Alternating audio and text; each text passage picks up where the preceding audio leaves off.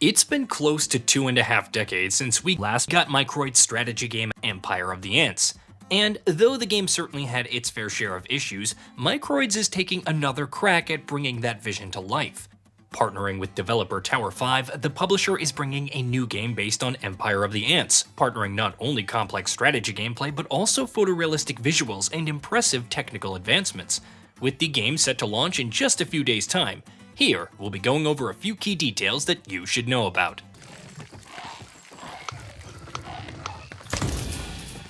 Premise. Part adventure game and part real-time strategy title, the upcoming Empire of the Ants is making some intriguing promises. In the campaign, players will take control of a lone ant 103, an ant of the warrior caste. As you might imagine, you'll be tasked with helping with the management and growth of your ant colony, which will involve plenty of combat, exploration, and more. More on that in a bit. Combat details.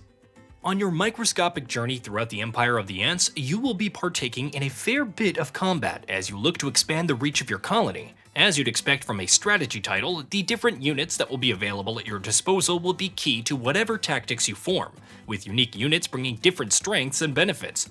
Beyond that, players will have to also keep an eye on upgrading their nests and outposts, spying on enemies, balancing between different strategies, and more. Exploration and environments. Exploration will also be an important part of the core loop in Empire of the Ants. Players will be looking to uncover secrets, forge alliances, and what have you, and will be doing so in a location that's presented as huge epic battlefields or intricate jungles to explore and get lost in, through the Ants' tiny lens. Speaking with GamingBolt, game director Renaud Charpentier said about the environments that players will be exploring, "The trick is the scale of 103, the ant you play all along the game. A 1 centimeter war machine of chitin and pheromones. Adapting the camera to that, the sound design, the controls, you get a feel that this small deadwood branch is in fact a giant arch bridge over a raging river. Out of the microscopic, you evoke the gigantic, and the contrast is pretty strong." Wildlife. Ants will rule the roost in Empire of the Ants, as the game's name may have given away, but the game won't be their exclusive domain. Players will be encountering a variety of different species as they explore the forest, and many of these will be helping you in forging alliances to join your cause. Speaking on the subject, Charpentier told GamingBolt, "You will discover dozens of them, some crawling, some running, some flying, but the most important ones are those composing your armies, and they go far beyond ants. From legions of small aphids to huge elephants that are in fact snails. Many other insects will fight for you, or against you, including some exotic and ecologically invading species like the Asian hornets." Seasons. Empire of the Ants isn't necessarily billing itself as the ultimate insectoid battle simulator, but it is nonetheless looking to inject authenticity into the experience in some interesting ways.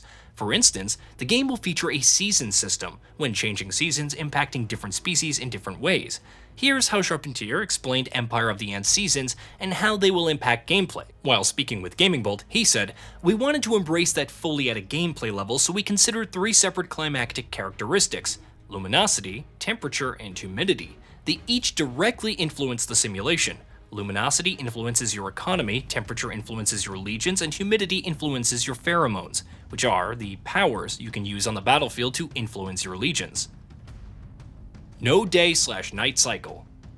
Though it features different seasons, Empire of the Ants won't feature a dynamic day and night cycle, though you can expect different missions to be set during different times of day, which in turn will have other, largely minimal effects.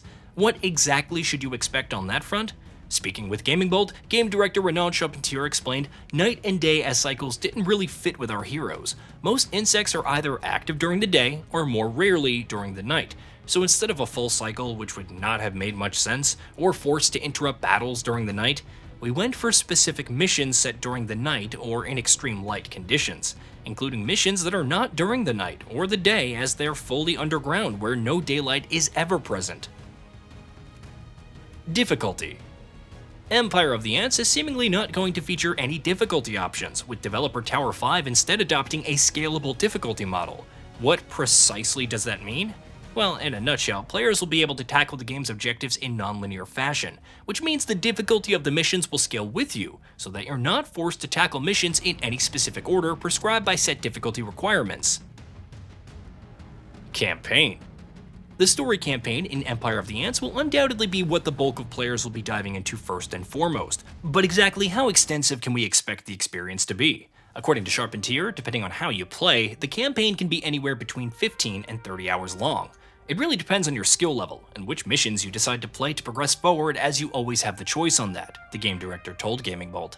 Probably something around 20 hours, maybe 15 if you really rush through it, probably above 30 if you take the time to explore and search for the many secrets in the world that has hidden to the hurried eyes. Multiplayer. Though the campaign is clearly going to be the main attraction in Empire of the Ants, the strategy title will also offer multiplayer modes, as you would expect. 3 modes will be available in total, with 2 being competitive modes in the form of 1v1 and 1v1v1.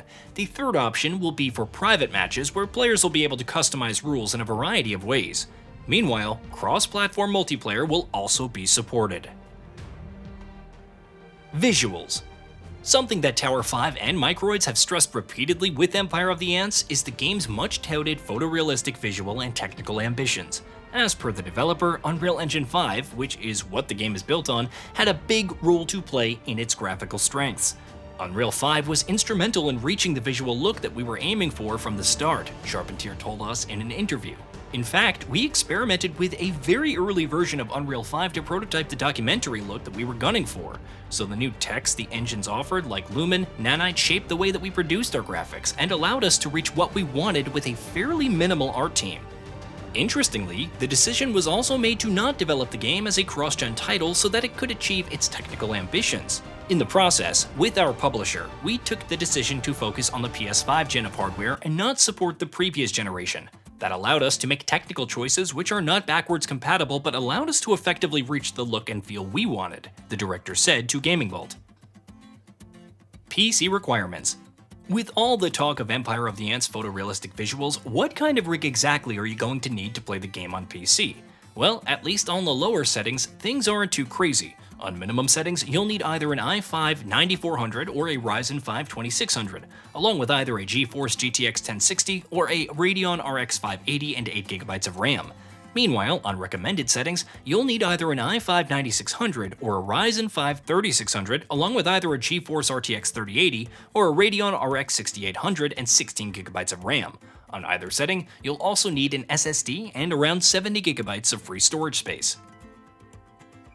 Hey, did you know that we at GamingBolt upload new videos every day? Stick around, drop a like, subscribe, and hit that bell. And let us know what kind of content you'd like to see in the future with a comment below.